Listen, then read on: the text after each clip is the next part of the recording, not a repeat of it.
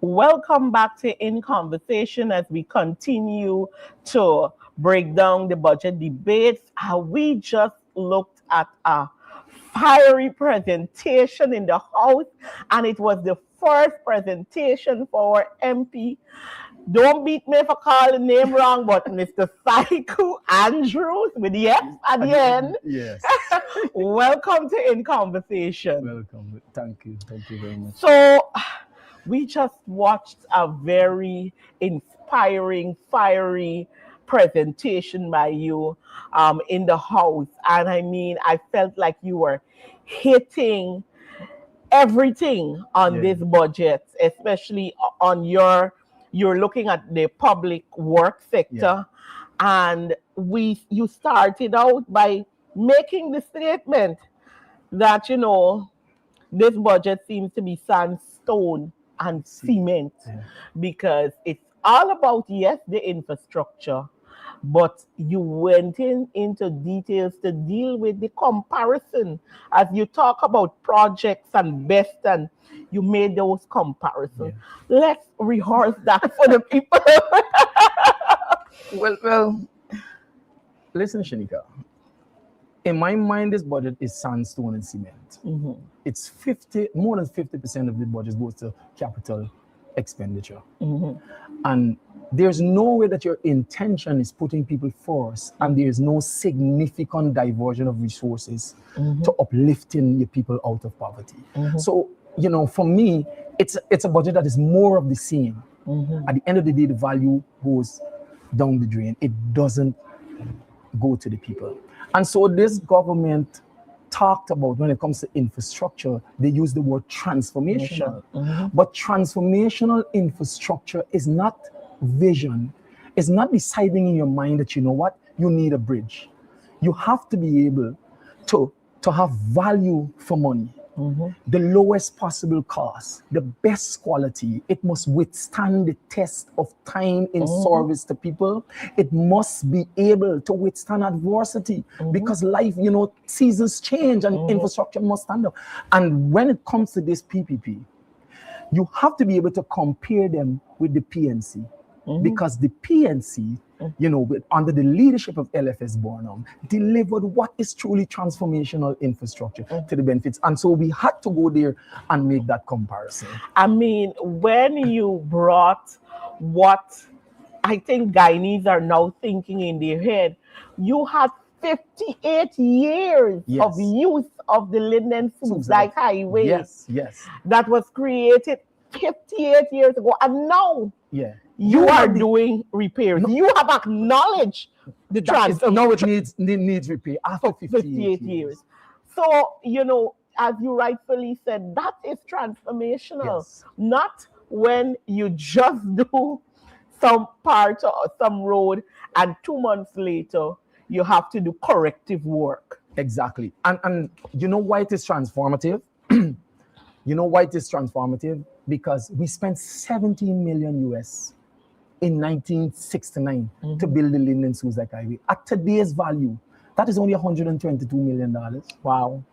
The Mandela to Eccles, the Mandela bypass, which is going to hit Suze Dike, is already 300 and something million US dollar. So at the end of the day, when infrastructure lasts and it's durable, the people get the value over time.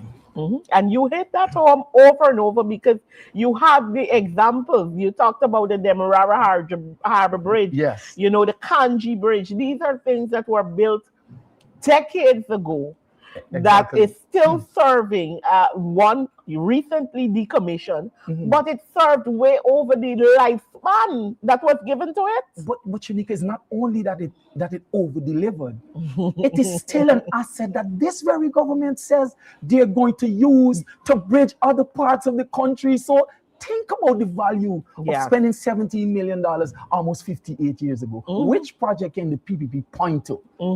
I know, I mean, in my speech, I didn't get to put this up, but which project can the PPP point to? Which road project that lasts 20 years? They've been in government for 28 years. Which project they have that stood the test of time for 20 years? And when you said it is not only the roads that need rehabilitation, but it is the mindset. Of I the, think, yeah, listen, the floor went silent when you give these examples. I mean, we heard them starting to, rile up. But when these points begin to hit, there was silence on the floor because how do they respond to you that? cannot counteract facts. You understand? You cannot. The mindset needs to be rehabilitated. From build, you said, build, break, and rehabilitate to build to last. You went down showing, the phases for this highway that is being built and the fact that there were plans there all along of how it could have been done. But instead of them going through with that, Yeah. they do their own thing, they throw a scheme here, then now they know, oh shoot, we still got bill it. Yeah. And you talked about, the way the road will have to be now. Yeah. You described it eloquently. It's like a So, right out of an amusement park. yes, to have it done. But the point that you were making of you have reputable companies Yeah. who would have applied, Yeah. they gone through the process, knowing everything how it's done, and the government choose to ignore Yeah. that contractor and went for one that was higher. Yeah, Yes. they went for multiple contractors that end up costing us Much more. $52.5 billion. But like I said, this is a reputable company that we already have billing the Ogle bypass road. They're billing at phase 2 over a 3 to 4 year period, and the price per kilometer remains the same with that company. That very company, they were awarded lot 1. Of that Mandela bypass road. You know how much it came into? It came up to 25% less than the engineer's estimate. Overall, we would have saved 11.5 million US dollars if we had chosen that company. And then you giving the example of what that 11 million could be Yes. used for. And I think you bring over the point that many of our MPs have been trying to make. And when people, even the PPP comes out and they say, y'all are talking about how much you can give to the people here, but where are you going to find it? That's where you find the money. That is where you find the money. You be prudent managers. Be fiscally responsible. Examine the costs. Competitively, you tender these projects so that the price, and then that 11.5 million US dollars can give old age pensioners 25,000 for 5 years. And you didn't get to hit in much on the talks of public utility. I know that you intended to speak on that, but I'll give you the opportunity here, to get into some of the stuff that you wanted to talk about in that regard, because these topics are important. We know the time is limited, but what do you want to bring out in the sense of public utility for the public to understand what we're seeing in this budget? At the end of the day, like I said, it's more the same as value down the drain. I'm just giving examples of how we waste money. Like, for instance, let us look at GPL. When the Honorable Minister came into power, he condemned in 2020, he condemned the decision of the APNU government to buy generators, to spend $50 million in generators. He condemned that. But those generators came back to save us. GPL did not follow that pattern, that logic, that reasoning of planning ahead. And so guess where they end up?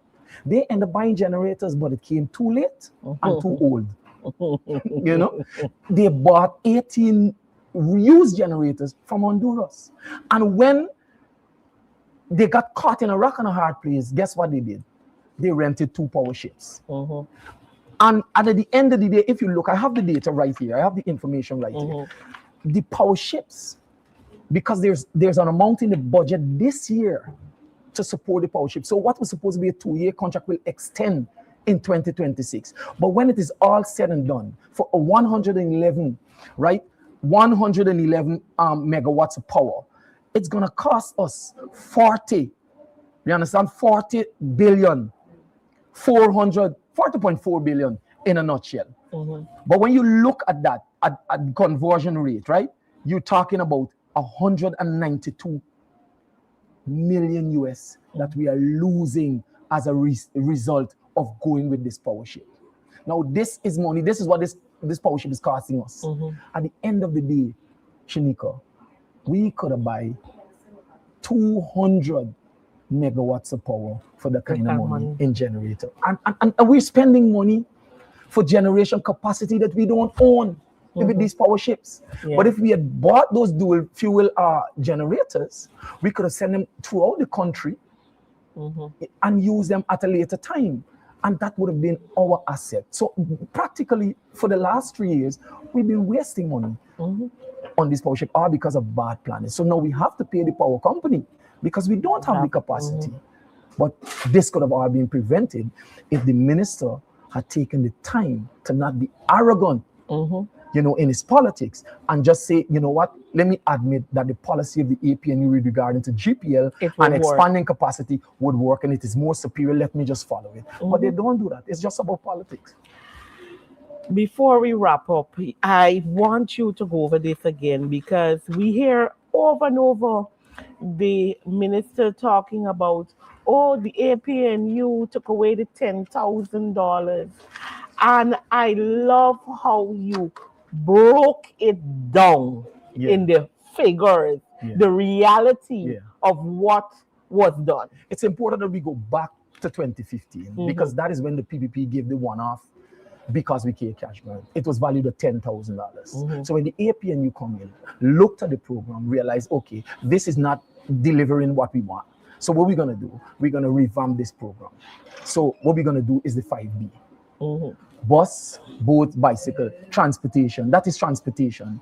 And then we have the books and the breakfast. So I was doing the calculation that modestly, $100 to go, $100 to come, and some students have to catch 2 buses. But let us go to the minimum. $100 to go, $100 to come 5 days a week, 39 weeks. That is $39,000. On the breakfast side, $400 per meal for 5 days is $2,000. That for 39 weeks is $78,000. Listen, the transportation aspect of the 5B is valued at $39,000 in 2015.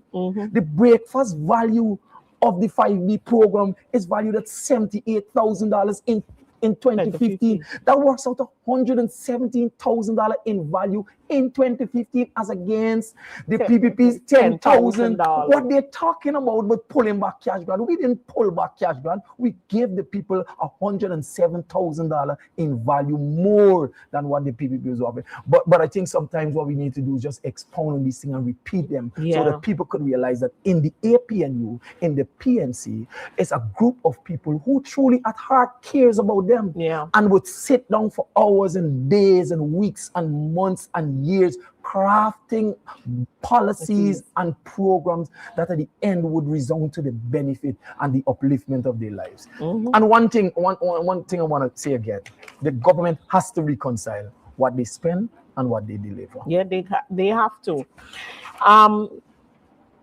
How do you, I know you keep saying, and you said it coming down to the end as well, sand, stone, and cement. But I want you to give us, outside of the 3 words, because I have been asking persons on the show to give me 3 words. I got your 3 words already. How do you sum up this budget 2026? There's no other better way to sum it up other than sandstone and cement. And inherent in this budget, if you examine the track record of the PPP government, it announces big projects, they're big spenders, but the returns are very low. So they actually give away money. When you look at Gaisupo, what they produce, what they pay to produce sugar, and what they sell sugar on the world market, it's like transferring the wealth of Guyanese people to foreigners. Because foreigners buy our sugar cheap, but we spend all of that money. So why can't we just, revamp, find a way to spend that money in our economy, you understand, and build an industry that allows your people to benefit for the next 50 years. Yeah. Well, I want to thank you, MP Saiku Andrews. It was wonderful sitting down with you. And again, as I said, I really enjoyed your presentation. And I know the viewers did as well. You lit the social media on fire with that presentation. I want to thank our viewers this evening for staying tuned with us today as we covered Budget Day 2. And you will join us tomorrow again as we cover Budget 3, and we will continue to cover speakers and keep you updated. Do have a wonderful evening.